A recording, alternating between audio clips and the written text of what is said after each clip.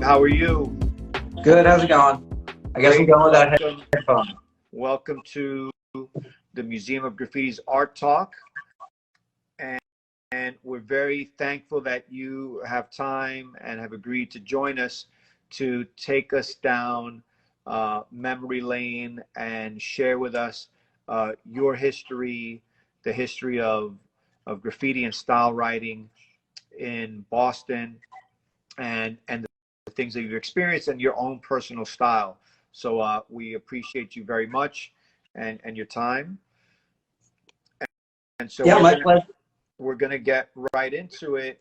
And so I'm going to switch over and show this presentation, and we're going to get right into your work. So Rob, tell us a little bit about when you first discovered writing. You know, what were the circumstances and how old were you? I was 12, and it was literally Style Wars. So I saw Style Wars on PBS. We were at PBS house, and immediately I was like, oh, I have to do this. I don't even know what this is, but I'm going to do this. And started drawing and started doing whatever. And I had a very creative household, and it was just like, oh yeah, this is a new creative outlet for you. Little did my mother know, but you know, she encouraged the creative aspect of it. This photo is me doing a wild style piece in 1984 in a backyard in East Boston on like a bed sheet. So it was definitely like the style aspect and the artistic aspect was encouraged for sure. But I also was like, you know, it was like day bombing and stuff. Like it was just like walking into a park or whatever and tagging. It was just like, it was absolute mayhem for a little while. So, and was there anything on the streets? Do you remember seeing anybody else doing it at the time? So I was in Dorchester at the time, and it wasn't. I don't remember seeing much. The first time I really saw, really saw graffiti, like somebody who had like done something before and knew what they were doing. It wasn't just like a crazy 13-year-old clown.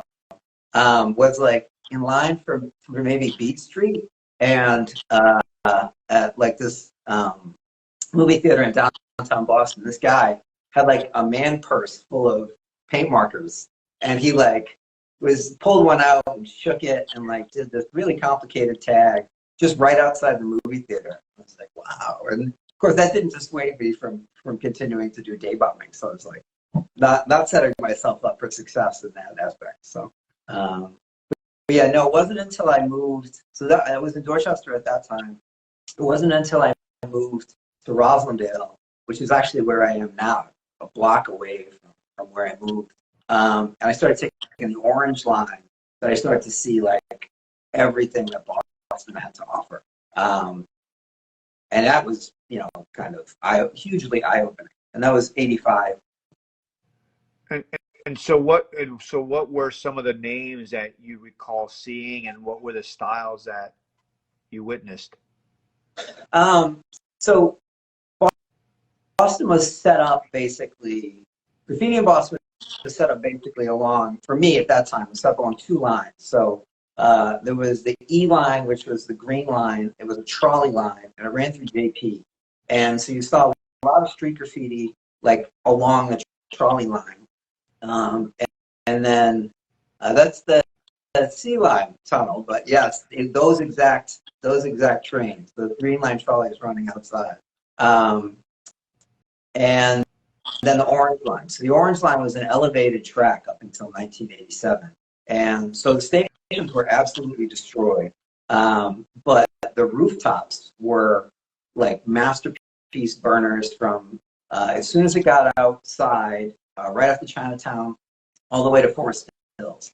And so I took the train all the way to Forest Hills and then got on a bus and got here to Roslindale, south end of the city. And I was just like, it was like nothing I'd ever seen, you know? And it was crazy. And so there's still some of those pieces run. So there's like a pretty famous Saint piece from probably like 85 that still lives. Somebody side busted it recently. We were all kind of like, no, man, please. But Hang, like, really just killed those rooftops. And I remember seeing, Blockbusters, but also later when I could read it and I would see photos, I was like, oh, that was Hang.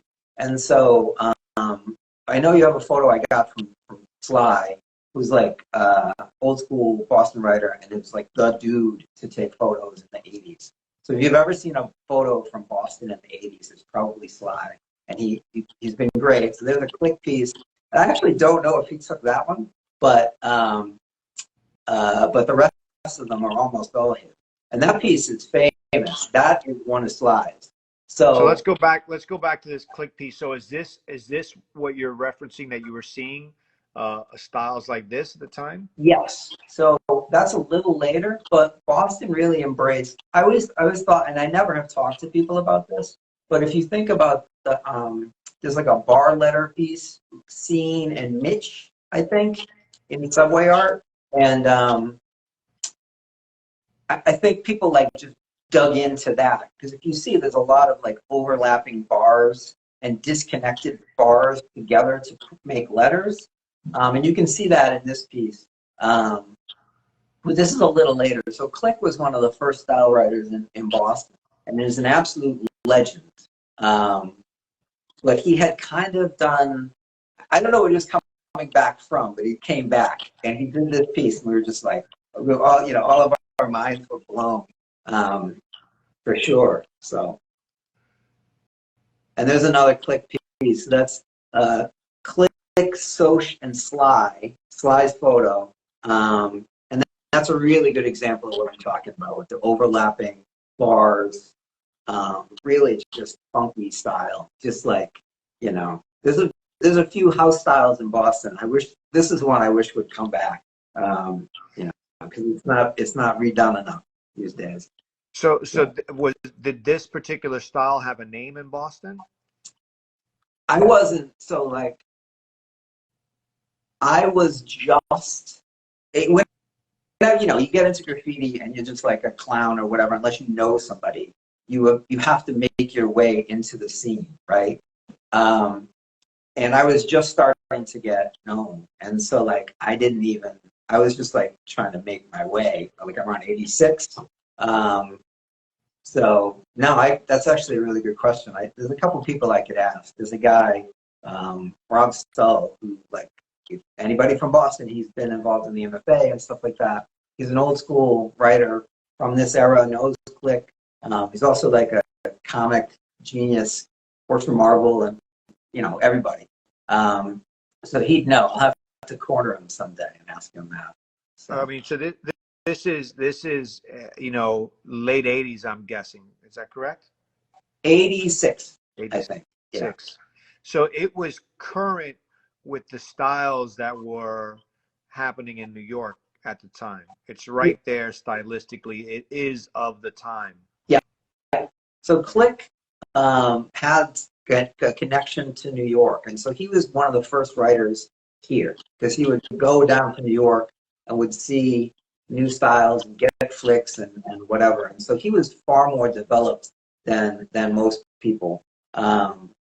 He was really like a real trailblazer. And then actually there's an X-Men that is associated with the X-Men in New York, and MK was also down, back and forth between New York and Boston. And so we had direct imports of styles at that time. So it was really, it was the little bits that we could get. And actually, I should shout out Khan, who I'm still friends with. Khan brought like tagging styles up from like his travels and stuff like that. So we had, pre-internet, pre-even like flick trading, really. We had, an in on what the current styles were. It wasn't just like the snapshot of Subway Art. Got it. And so, I mean, I saw some of the other names that you shared with us, and some of the other images that you sent over. Their names like this, J-Rock.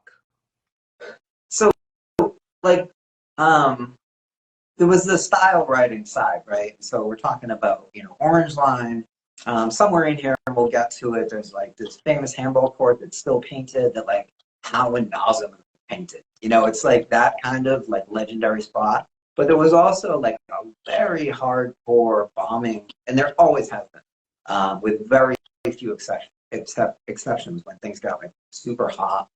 There was like a huge bombing culture, and so when I was like really like in, and I knew what I was doing, and I wasn't a clown, and I'd already been arrested, and I learned some lessons from that. The guys I saw, and then this was like mostly in JP, but they were all city, as it's not that big of a city, but they were still all city. Were Math Detect and this guy J Rock, and those guys just like destroyed the city. And it was all very, and there's a long tradition of this. And we're going to see some alert photos, mess and tint, and a bunch of people to this day. Boston has always had people that kind of fill every nook and cranny. So you'll find tags from people like and I take photos of them, but you'll find tags like in a back alley under, like a vent or something. No one should ever see it, but they'll get it. And they just cover the city. My favorite anecdote from that era is this guy, is Mass, who, if you know him, he's a character, a legendary character in Boston. He did, so there's these like square light poles that run along Huntington Ave and Center Street. And now it's about 2 miles from like Copley Square, which is, down the beginning of downtown Boston to JP. These guys all hung around this area called the Monument in JP. And he tagged with like one of those like silver, maybe Sikoras. I don't remember what the brand was, but those like inch-thick silver markers. It's like one of the few brands you could get. He did these vertical. Thank you. I didn't know where that came from. I just saw somebody take credit for the flick. He did these beautiful vertical mass tags on every one of them, right? So he was like no concern for anything. He was just like, I am going to hit every one of those things. And I remember the 39, like taking the 39 bus, and I would just look and I'd just be like, that's the way you do it, And it's still funny. It still cracks people up because it's a really visual. If you're from the city, it's a really visual walk. You go through like 4 neighborhoods. It's just like, it's crazy. So parallel to the piecing and the that you were mentioning before with Click, this bombing wave existed with street bombers, and I'm guessing that the rooftops were probably a playground for everybody to be noticed. And stations. So yeah, so the Orange Line, especially, but at that time, so there weren't a lot of people like actively hitting trains. This is like going back in history. I obviously didn't know necessarily, but going back, it wasn't like a huge like outside of subway car place. It changed. That changed. But there were a lot of people doing insides. So you would get trains and buses were just slaughtered inside. That's actually what I focused on when I really started, and that's why people noticed me. But the stations were just destroyed. There's actually like Northampton Station is up in the Transit Museum, Kennebunkport, Maine, and it's bombed. It's crazy how bombed it is. So if you're in Maine, you should go check it out. There's some gems in there still.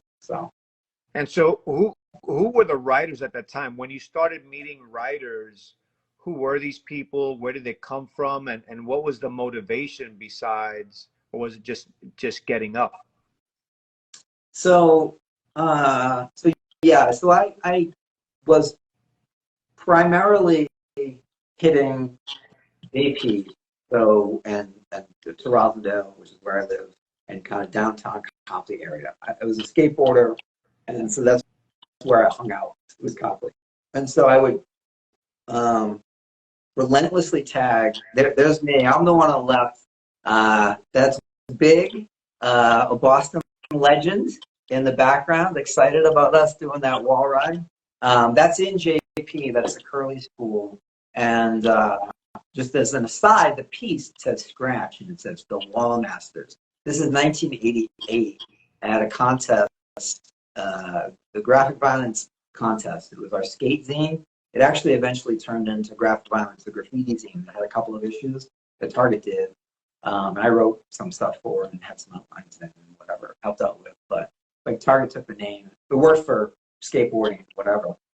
But that, I had never found out who the Wall Masters were. And these were old when I was skating. So this is 88, and you can actually see there's other photos, how the paint is faded.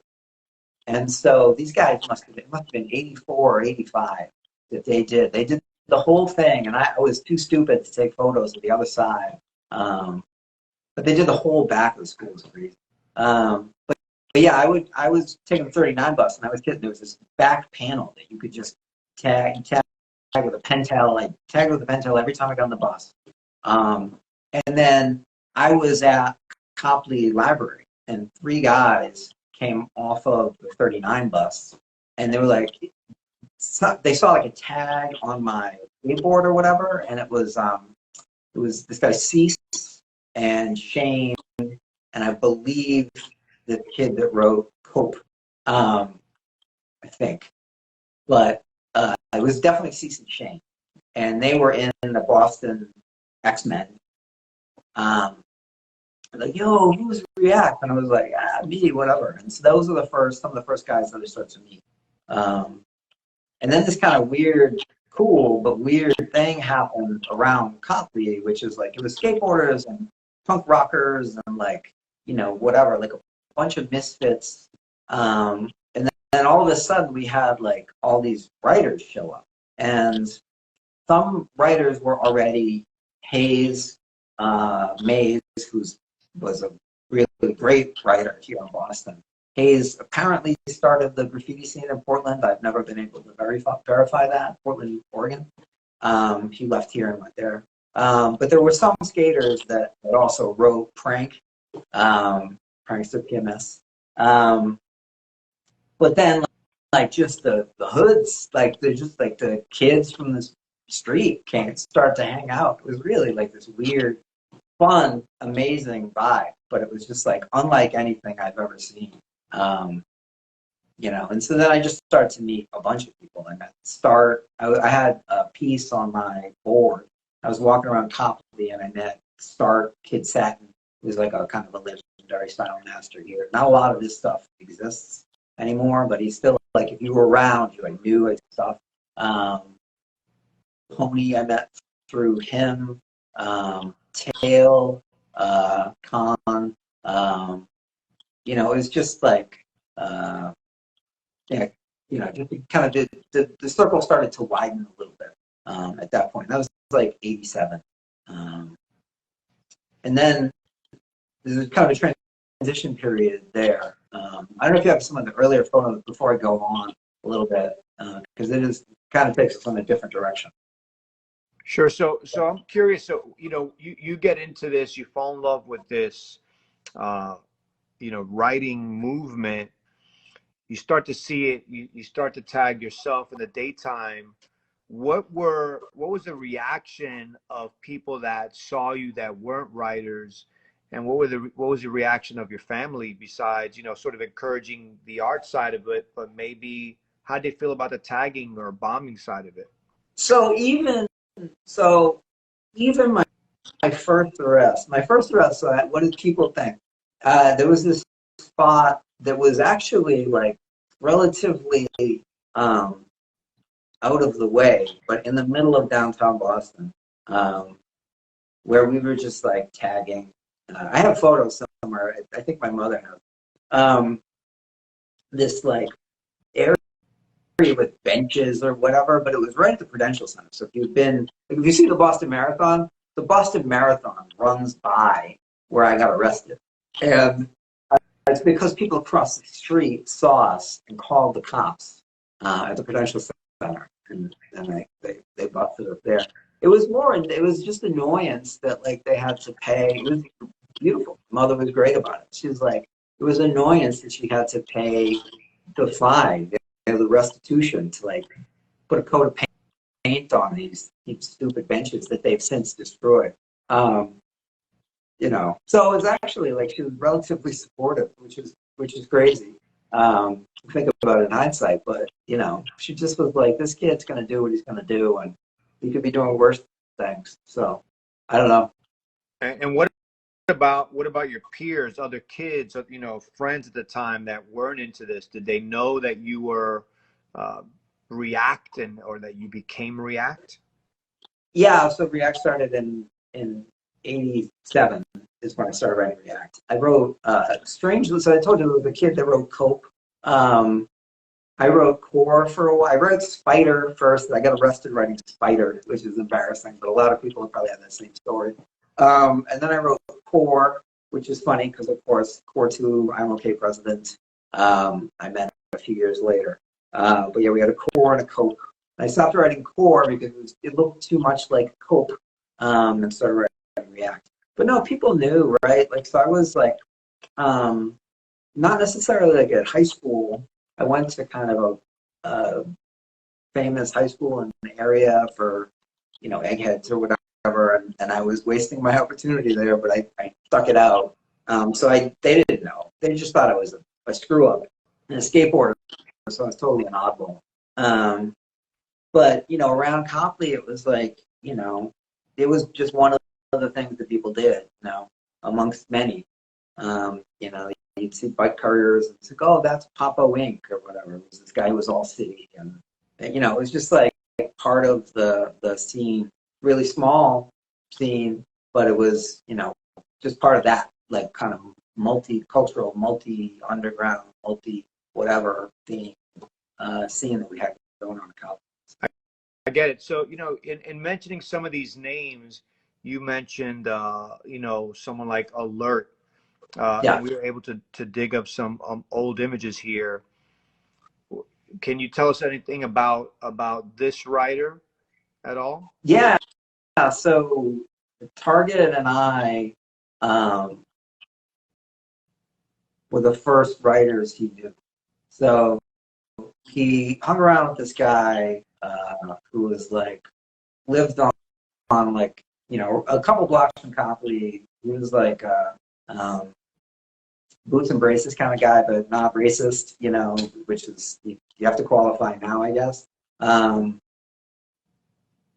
And so he knew Alert, and Alert like just saw what we were doing and was like, what is this, right? Like, can you just talk to me about it? And so we ended up kind of kickstarting his career. And obviously, and I don't take credit for anything the dude did. He went on to do his own thing for sure. It was very influential here in Boston. But yeah, I was just like, I remember sitting in Burger King with them and just going through spray can art and just being like, oh, you know, like, what do you think of this? Or, you know, whatever. Like showing them stuff we liked, like that gnome CWK piece. You need like a magnifying glass to see or whatever. And he's like, oh, I like this. And, you know, it was just like, you could tell he was already starting to diverge from like what we thought the standard was. He had his own ideas, and he definitely took it in a new direction. Yeah, but yeah, I mean, I knew him from whenever, you know, from before he was a writer. So you're going from being this kid taking daytime tags to doing pieces. What was that process like for you? How did you experience that? It's a classic. It was. I'd always try. I mean, you saw like paint on a bed sheet or whatever, and I would like, you know, do whatever. But it's a complicated. You know, I talk to people when I'm painting now about like my process for getting stuff on a wall, and it's hard. It's actually you need to think about what you're doing, right? And unless you have like guidance, it's like you just find your way. And so really between like really 89, 90, I've kind of made leaps and bounds in terms of what I was able to do. And one of the things that helped was we had this spot, the Trestles, which is like the View Bridge. It's a famous spot. It's Boston's best Hall of Fame. And I was already hanging around down there all the time. I basically lived, I would sleep at home, but I lived at Copley or Kenmore Square or whatever.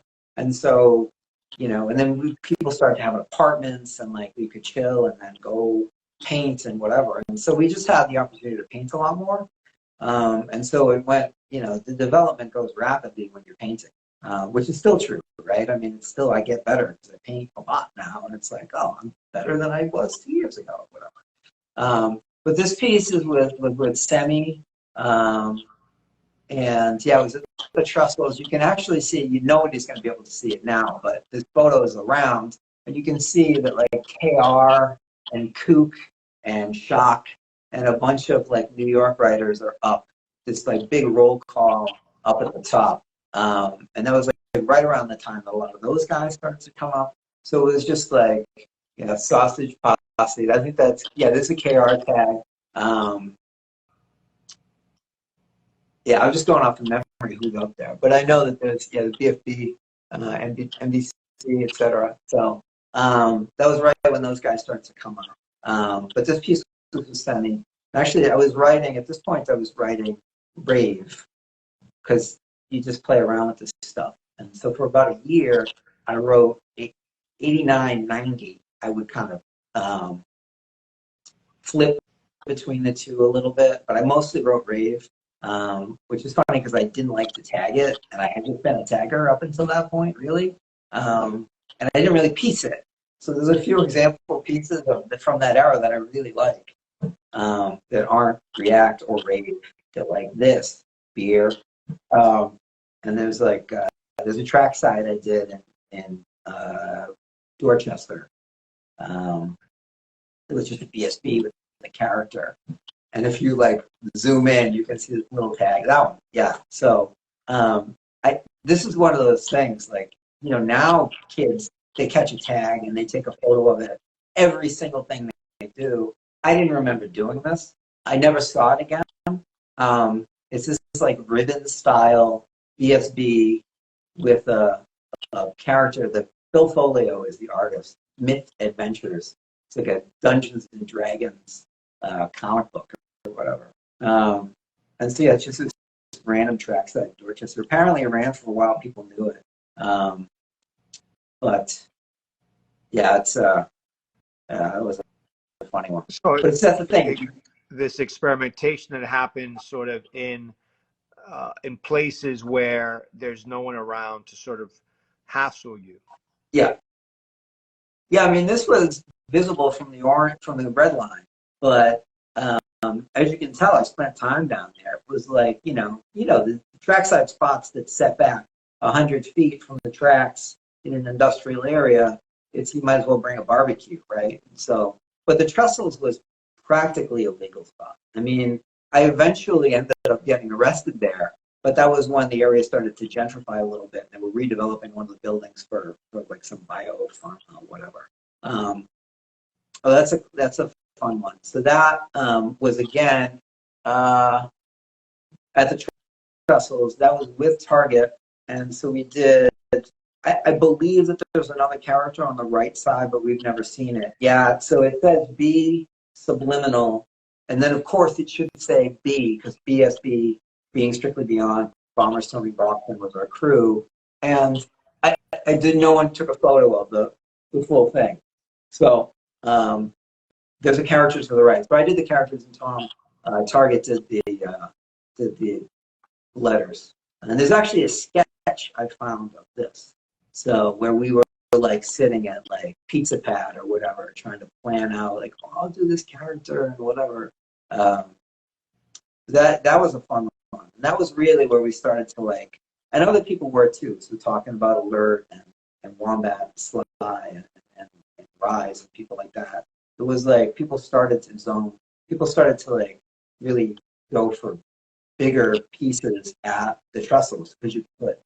And so this is kind of one of the first times that we really went to town on that. So this reminds me a bit of one of the walls, or the feeling of one of the walls of spray can art. 100%, yeah. So it's like a Bodhi butterfly turned into a bee, but then it definitely had that vibe. I can't remember what was on that wall, but I know exactly what you're talking about. Yeah, it definitely did, because that's one of the walls in spray can art that stuck with me. So is that? I don't know. I'm not gonna sit here for 10 minutes to try and figure out who that wall No, was. that wall was Rise, Pure, Yeah. Ven, something like that in the Bronx. Yeah. Yeah. Thank you. Yeah. Yeah. It would drive me crazy.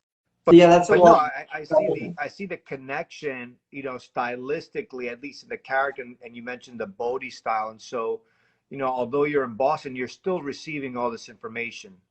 Yeah.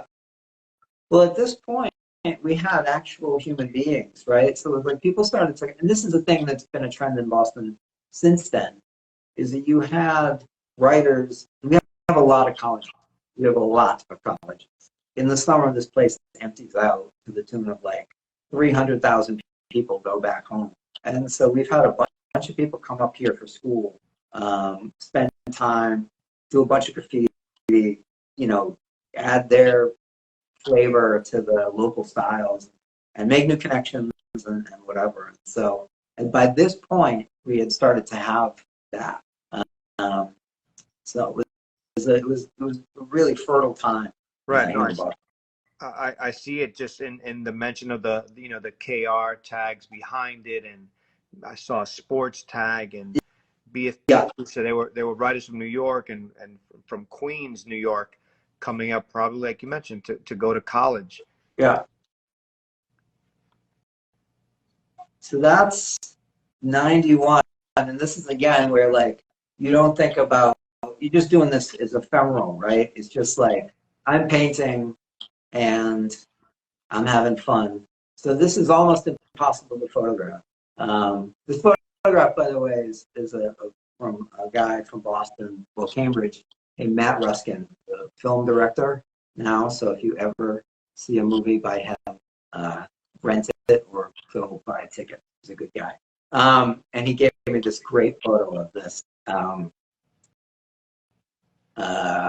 piece, which has a bunch of silver in it, which, as anybody knows, is just awful to try and photograph. So a lot of the stuff that's going to white is actually silver. But when you were in there, like in person, it looked great. And so this was 91. This is really where I started to do some of these tricks that you can see. I still use some of them. So there's, you know, overlapping shapes to build out letters, and then like overlapping shapes that flow into the second letter. I mean, this is things I fall back on now. So. And from Yeah, this is a very Boston specific style. I mean, this is your style, but is this something that got picked up and done by other writers in Boston? So it is a little bit of, it's a mismatch of a bunch of things. So this style for me is a bit out of what I saw from Start, Kid Satin, who did this like kind of chip style. And then around this same time, people like Alert and Curse and Alone started to do what they call the no negative style. And so this is different than what they were doing, but a lot of us were just taking out any negative space. And so there's barely anything other than the shape of the piece in this thing. So it's definitely influenced by what was going on in that way. But the way that I put the letters together is slightly different. They had a more kind of organic feel. Speaking of Alert and Curse and Alone and all those other guys. Yeah, so I've heard of the no negative style, and when I see this, I see that you left no negative space in between the letters. You completely filled it Yeah. in a very unique way. So that's kind of what I was alluding to. Yeah, for sure. It was part of a big dialogue that was going on. The thing for me is that like I predated those guys and actually I knew Alone before he was a writer. I mean, I knew a lot of these guys before they started and whatever. And so like it's been fun to watch them continue even to this day to like be groundbreaking and really good stylistic, really good writers. So I had influences previous, right? And so these guys are coming in and they're like basically just taking off in a whole new direction. And they were, just percolating ideas amongst themselves. And it really just generated a unique thing. But then it started to bounce back into what we were doing. Even, Target does some of these tricks. So you'll see like, if I'd known, I could have dug up a few pieces like that where he'll do a curly Q in the right bar of his T, and then it just there's no, that's it. That's the extent of it. And it just flows into another letter. And it's totally no negative, but no one would ever think, like, oh, Target did no negative. And it was like, well, but we all had influences. And it was like I said, a really fertile time. So it's great. Well, in this piece as well, I see a lot of sort of this experimentation, or just the way that you are filling in the piece, the colors. There's sort of these blends that are so much cold or metallic like, and then the piece is also very well balanced. If you're adding an arrow on the left, there's another one on the right. It feels almost as if it's the nameplate on a chain or something. Thank you. That's great. I'm going to frame that quote. It was really experimental, man. You think, right? The paint that we had back then, it was like you could barely get your ideas out sometimes. It was like you're just struggling with these tools. And so people went in a bunch of different directions. You had people mixing paint.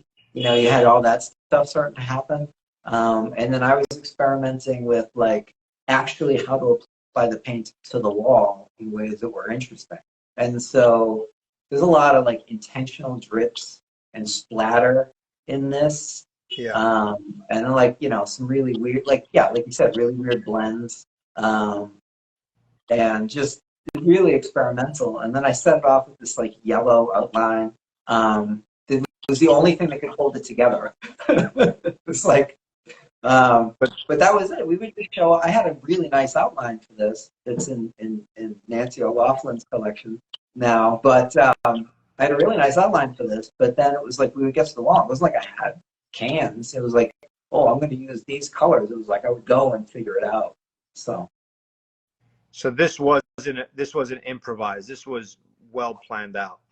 So this is actually like what path for production back then. So to the left is a Brave by S.A. I'm Okay. To the left of him is a Target. To the right of me is a Semi piece, Semi I'm Okay. And to the right of Semi is a Stay I'm Okay piece, which I don't have a connector of this, the whole thing. So I've been kind of searching for one for years, and I'm like, oh, somebody's like, oh, I have the Stay, and I was like, I can't. It's like blood from a stone trying to get, flicks on people sometimes. So, but yeah, we totally planned it out in terms of like who was going to take the wall. This is end to end at the trestles, because you had to give Target the space of two pieces because he couldn't work small. He was like Vulcan or somebody. Like he just had to work big, and then the other four of us took the next four spaces. But in terms of fill, it was like I just went and just did whatever, which is fun. So, question for you: these trestles that you mentioned, these tracks here, are these live tracks, or there's anything running through them? You would see occasionally a train, so it very low traffic. I'm embarrassed I don't know the rail line or whatever somebody will say, but it was very low traffic. But they would go through at like 3 miles an hour because the BU Bridge is right there, and people would walk across the BU Bridge, the tracks.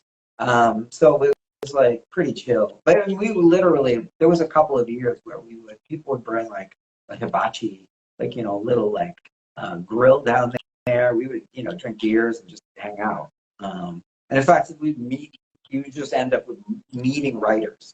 You know, still to this day, I'm like, you know, oh, somebody like, oh, are you React? I'm like, yeah. I mean, I look the same, so that's good. But like, I met you at the Trestles in '92. I'm like, what's going on? You know, like, because it was that kind of thing. Like, kids could just be like 12, 13 years old and just like walk in, you know, and just check out what was going on. And it was a really good scene for, you know, 2 years.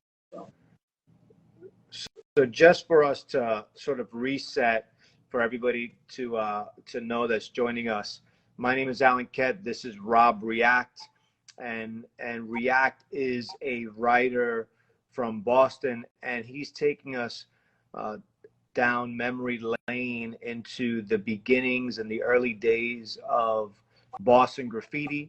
He was there, and we're learning a lot about just who else was there and the styles that emerged at the time. So thanks everybody for joining us and being with us. We'll continue. And for those of you that are just checking in, the Museum of Graffiti does these talks once or twice a week. And we encourage you to come to Miami, see the museum in person, or check out the past art talks right here on Instagram or on our YouTube page, where we have about 140 of these talks with writers from all over the world. Your support means a lot. You viewing these means a lot. And so if you, you know, appreciate this, and you can, if you donate to the museum, $1, $2, $3, it would be much appreciated. And you could do it right here through Instagram. It's a new function that's been rolled out. So thank you everybody for your support and for tuning in. And so let's get back into it. React. And so, you know, in sharing these pieces, you know, you see the experimentation with style that you were undergoing. Yeah, so that's '93 at the Trestles. That piece, so anybody that knows the Trestles, stuff did not last. That piece lasted, this is one of like my proudest things in graffiti. That piece lasted long enough to get side busted. So it was with Semi. So I gave Semi an outline he did next to me, which is, he rocked it. And so it was me and Semi painting together. And then the Semi got went over by, I don't know who, probably just dusted by some, you know, clowns. Target did a piece to the right. And then that got gone over. Target did a piece to the left. This was still running. And you can actually see that's Hops DKS, another Brooklyn writer, up to the right. He was here for a while.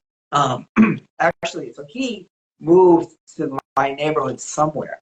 And you know how it is, right? You walk the streets and you're like, oh, you know the writers in the neighborhood. And suddenly there's just like, look at Hops. Like, the tags are so fresh. I'm like, who is this guy? And then we found out he was from Brooklyn and was up here for, I don't know why. But he did a lot of painting around here, and actually did like a mural down the street that's still running and stuff like that. So, but yeah, that piece lasted a while down there. I was really happy about that, because I've seen photos and I'm like, I didn't paint with Hops. I didn't paint with Target. And my piece is still fine. And you know, it's like, give them the opportunity to get like guest appearances. So. Sure. There's a lot of activity in the walls. You could tell the layers and layers of paint, and the names. I see Risk and Case, and like you mentioned, you know, Hops to your right. So really interesting, just who's going through there. Sex, whoever that is. Sex TUM. He's still around. Still gets up. You can see him in all over. I saw him in Brooklyn like amazing 15 years ago. So. Amazing. Yeah, I see SA up there as well. So lots of activity. There's SA, yeah. So SA was how I'm okay. as an aside, a good one.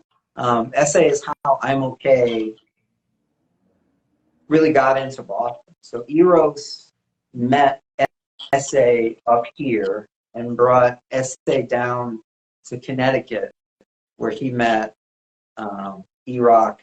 And I'm actually not sure of everybody that he met down there. And Essay got down with I'm okay in Connecticut, and then came back up, and then we kind of started the local chapter.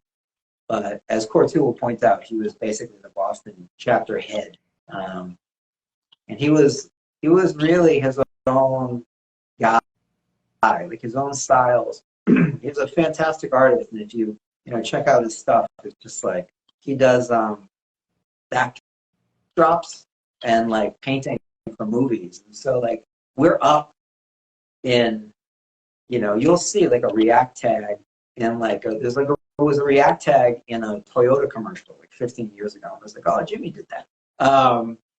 And because that's just what he does. And so he puts us up in whatever, like a Shakira video. There's like, a Chromac tag or whatever in the background. But he's supremely talented as an artist, but just came into graffiti almost like fully formed. But unique style. So if you look at this, like this wasn't really what now it fits in more now than it did then, right? Like it's the letter forms are really funky, but they fit together. There's a great flow to it. And I think it's like more adventurous than some people would have done. Most people would have done at the time, but he was such a good artist he could pull it off. So sure, and also the shading that's done, like you can see it in the E. Exactly.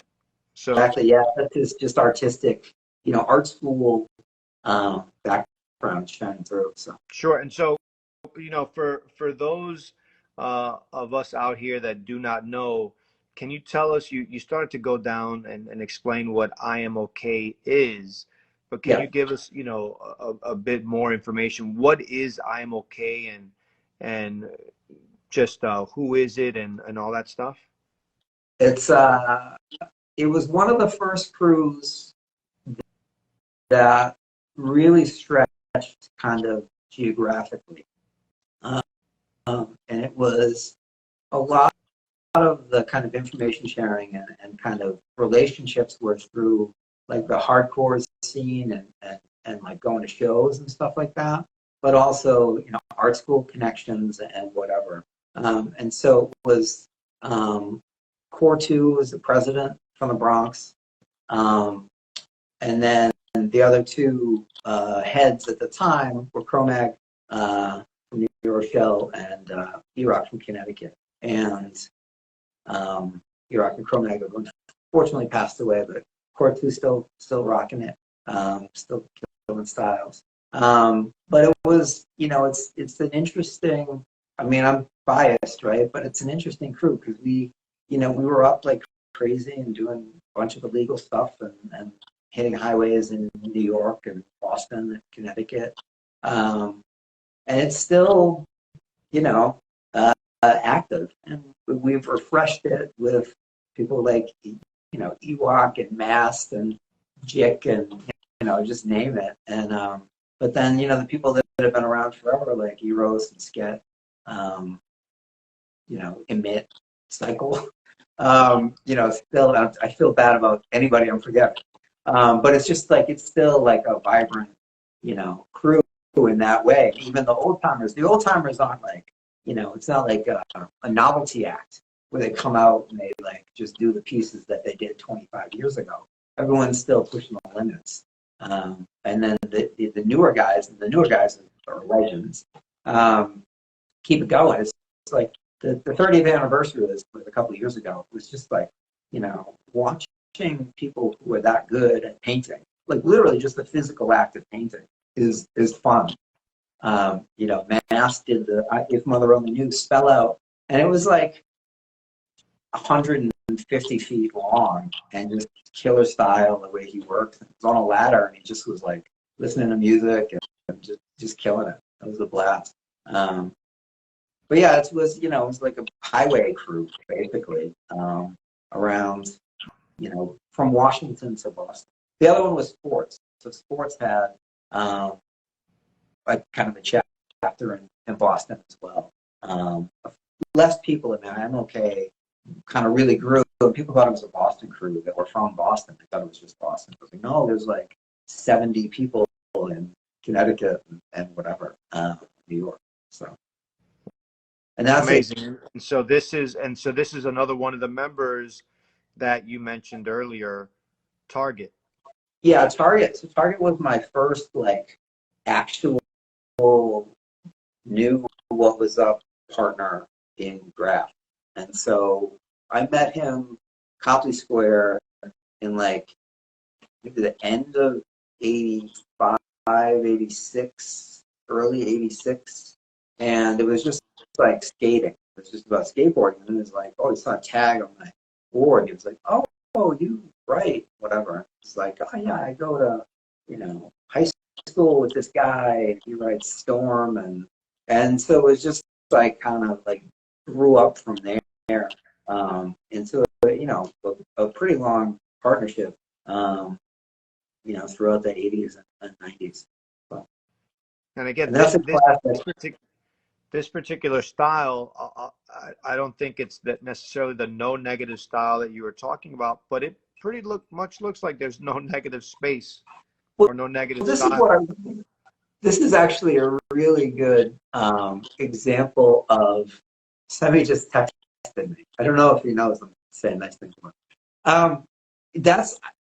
I think that's actually the piece I was thinking about, where Target was not going to do no negative styles. Ian, I'm not telling tales out of school. He learned to get along for a while, and so it was like he wouldn't have gone down that route.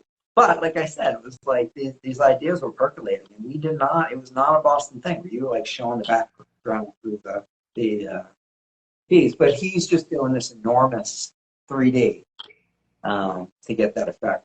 But he was he and I, and this is actually like one of the great things that served me well to today, is we stopped using pencil to sketch. And it just forced you, like using just like a Micron pen, to just roll with it.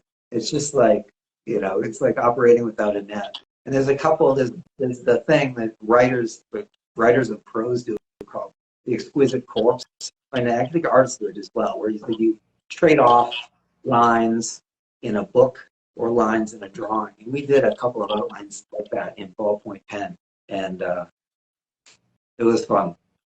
So, but he had a lot of creative ideas. Great piece. So this is another one. So this is Anch has this photo. I forgot that I did this one.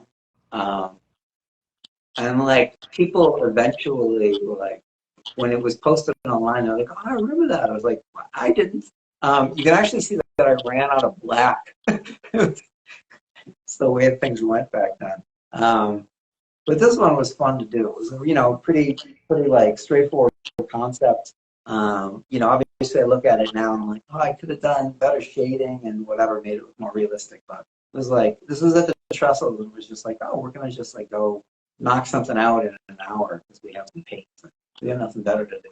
So, but I really like this one. I've been busy, so I haven't done a new sticker run in a while. I'm going to do a sticker of this because I really like it.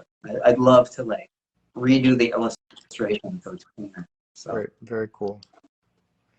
You mentioned before just the amount of tagging or bombing that exists, and so I think this is a pretty good example of that. Yeah. So this ties into a couple of threads. One is me as like I document graffiti, and this is one of the first like I have to take a photo of this, not just this door, but I mentioned Copley a bunch. So Copley was the center for skateboarding and graffiti and punk rock and whatever, and the alleys behind Newbury Street were accessible to us, so people would go and smoke joints and whatever. just walk the alleys and catch tags because you were bored and you could do it during the middle of the day. And so this is a door. This was an area that we always went to. And so actually, so the Amaze went over two of my tags. This was like 90, 80, 99 or something like that. He came through. He went over two ancient tags, and I don't blame him because it was already kind of buffed with that like white blob. So there's a vertical react and then a react one to the right under the Amaze. And then below there's a Cease X-Men and a Kid Satin tag. And so there was definitely like back there smoking a joint. Like that, those three are all on the same marker and whatever. So it was totally just like walking over there and just like, you know, hanging out and just pass marker around. I think Mess is in there. One of the great like Get Up Kings in Boston. You go anywhere, him and Tint for a while. It's just like you go anywhere. It's like you'd see those guys. And in this documentation, you're not only capturing this particular moment that you're mentioning, that is, you know, let's say a maze going over this tag or whatever, but in this image, you're capturing a lot of local history. Yeah. So that's the earliest tag, and there's probably 86. But they're up at this was 2001, I think, and so there's 14 years of active tags on that. And so, and the whole alley was like this. So there's a set of photos I have took with a disposable camera. So before I really got my head around like, oh, I need to be serious about documenting this stuff.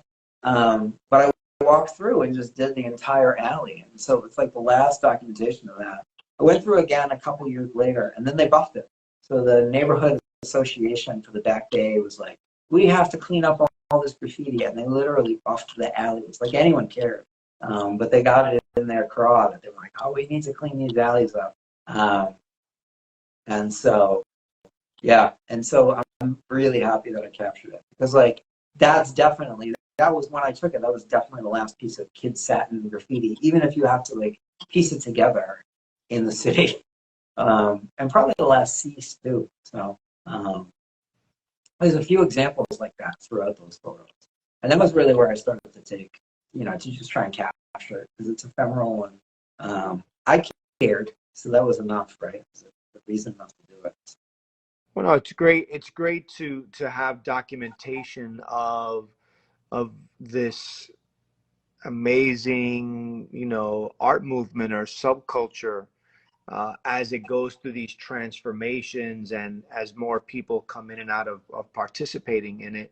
It's a bit of our collective history. And you know, we have great memories, but it's nice to be able to see it tangible. I mean, and here you see all these different writing styles, ways of writing names, of writing letters, that the X-Men, the Cease, the Amaze, the Mess, all these different ways of presenting the alphabet, that, you know, your own tag React One on the top there, all this experimentation and playing with letters is a lot of what it's about, and finding your identity through writing. And so it's great to be able to see it when it's really mixed like this, where you have different generations and different styles all together in one spot. Yeah, it hadn't been buffed. Nothing back there had been buffed, so it was pretty crazy. This is like I was arrested in the mid '90s, and graffiti turned into a felony here, and so I just, and it was a big hassle. It was getting arrested, can be, and so I just was like, I stopped like bombing, whatever, but I didn't stop entirely.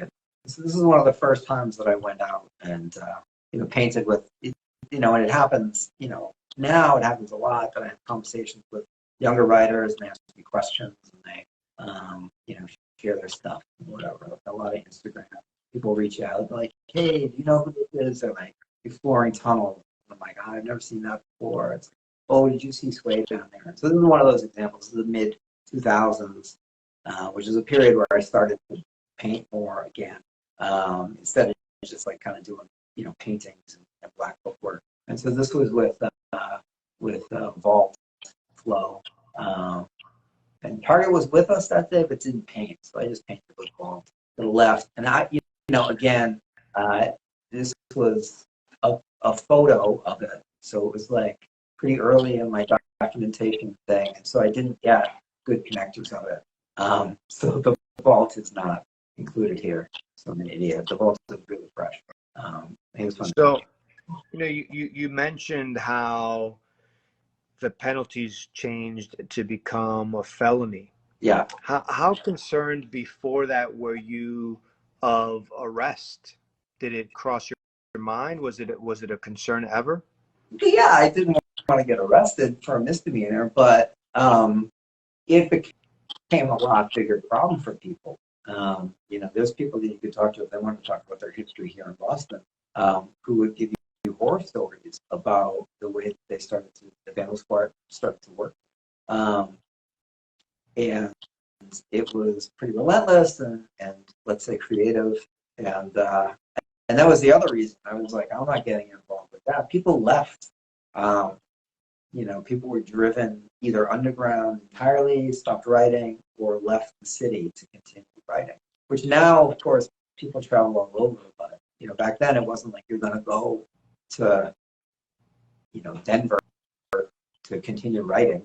It's like that's a desperation move, right? Whereas now it's like, oh, I'm going to go and paint with them for 6 months and whatever. So, but yeah, I mean, it was, they were doing like, you would go, you would come home and there'd be a warrant and it was like, you know, oh, you did 700 counts of graffiti. And it's like, you didn't bust me for anything. But it's like, you know, oh, we have an expert that's tying you to the, you know, that type of stuff, which is just like, you know, and nobody has a good lawyer. You know, it's not like, you know, you're fighting these cases very well. And so they just rolled people up and people started to go away, like actually like spend time, you know, not at home, let's say, right? And it was just like, this is crazy. Were there any particularly harsh cases that stood out to you in the history of Boston graffiti, where you're just like, man, this is sort of incredible that they went this route? I mean, I don't know. I don't want to talk out of turn, but I know that like Sly and SP had a lot. They weren't happy, let's say. Like they were got a lot of heat. I think they both talked about that. RJ, who was kind of late 90s bomber, I think he was in the papers and stuff like that. I mean, it was like, there were a few people that kind of showed up in the papers, and I know that there were people that like went away for 6 months or whatever. Yeah. You know, like, and it's just, I mean, come on, you know, and it didn't do anything anyway. I mean, it's like that era it just was turnover. It was just new people. So like they drove out, oh, X-Acto. Yeah, somebody just mentioned X-Acto. Terrible problems here. And then there was the fake X-Acto that got, because they were doing that like expert witness thing, and there were fake X-Acto tags. And then, you know, X-Acto got busted for the fake X-Acto tag. It was just like, it was ridiculous. But it was just, people were just cycling through. It was like, okay, well, we're going to drive Sly and SP out, but then X-Acto, and then RJ, and then, you know, it was just like, it just replenished. It's the way it goes, right? It just replenished itself. So you just make somebody's life hell, and then there's somebody else takes their place. Sure. So we're coming a little bit past an hour, and so I don't want to extend this too long, but I wanted to be able to share some of the newer work that you've been doing. And so we kind of get a full picture of you returning, so to speak, back to style writing, and really, from what I can see, having a good time painting and experimenting and playing with all these different letter styles. Yeah, 100%. It's been great. Like, you know, that first piece was with Pro Black, who's like a great muralist here, for City Year. It was like in the middle of City Hall Plaza. There I am on my Goofy T-shirt. But we painted like 3 minutes. It's like local, not local, but their local chapters like serve-a-thon. So their volunteer day. And Pro Black and I did live painted all day. It was 2010.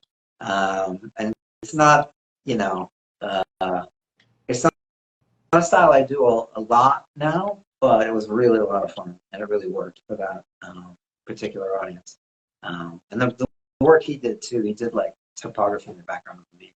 So, and then yeah, so like this is a lot of the kind of like quick styles that I do now have this kind of odd dimensional feel. So, you know, letters kind of curve around each other, and the 3D is kind of bizarre. But it's fun, and when I get it right, I really like the flow of the way the stuff goes. Sure. There's a lot of movement in the letters. Yeah, the letters really flow one into the other in kind of an interesting way. This was at a pop festival called Turktown Throwdown. So last time I painted with Target was 2019. Last time I painted with Semi was 2019. Target didn't finish. Semi mostly finished. It was literally the worst storm I've ever been in. So we're painting and it was hot, like sweating, shirt off, whatever.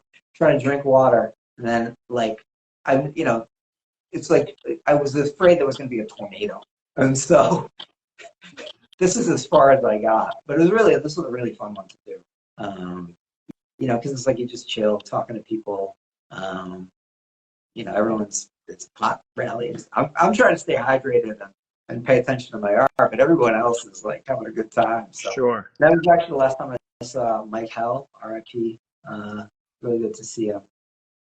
Unfortunately, he passed away just after that, but it was like one of those serendipitous moments where at least I got to like talk to the guy. Yeah. This was a piece I painted at the MLK reunion. Painting next to Cycle, like I said, Cycle and Emit to my left, and Mass on ladder duty. I was like, I gotta dot all my I's and cross my T's with those guys. It's really great. It's really fun to watch them work. And this is like I pulled out kind of a lot of the tricks that I have. So there's some of that dimensional stuff. There's some of the stuff that you can actually see in that piece from '91 where I'm laying, kind of blocks on top of each other to build letters. And definitely the flow thing. It's a weird tightrope sometimes to get these pieces to work the way that I want them to. I really like this. I mean, you also ended up throwing in a bit of a ribbon style in there as well. So you really mixed a lot of these styles that you saw before into this one piece. It's intentional, right? Like it's kind of like it's not like the greatest hits piece, but it's the greatest hits piece. It's not like me playing, I'm not the Rolling Stones playing Paint It Black, but like, I'm pulling pieces out, from stuff I did back then. So. And so we've spent an hour with you and sort of learning about all this stuff. And really, I think that, you sharing your history with us is very beneficial to all of us to understand, your contribution to this movement and to style, and sort of just to understand what it is, the journey of a writer, which I think, you sort of, you hit all those notes that we expect for a young person that's really been in the graffiti game or the world from a teenager, walking versus, let's say, someone who maybe has decided to become a writer at 30, which we would have never imagined that happening in the 80s, but we see that happening today. So it's fascinating to hear your journey and a lot of and really just important for us to learn about each other's cities. And so that we learn who was there, who was pioneering, who was participating, what happened. And so we have a bigger global understanding of all these players, because we move around a lot now. Yeah. And writers tend to move around a lot, and it's really important to know who really contributed to growing this culture and helping it to sustain and to make it what it is today. So I appreciate your time. I appreciate your knowledge and your sharp memory,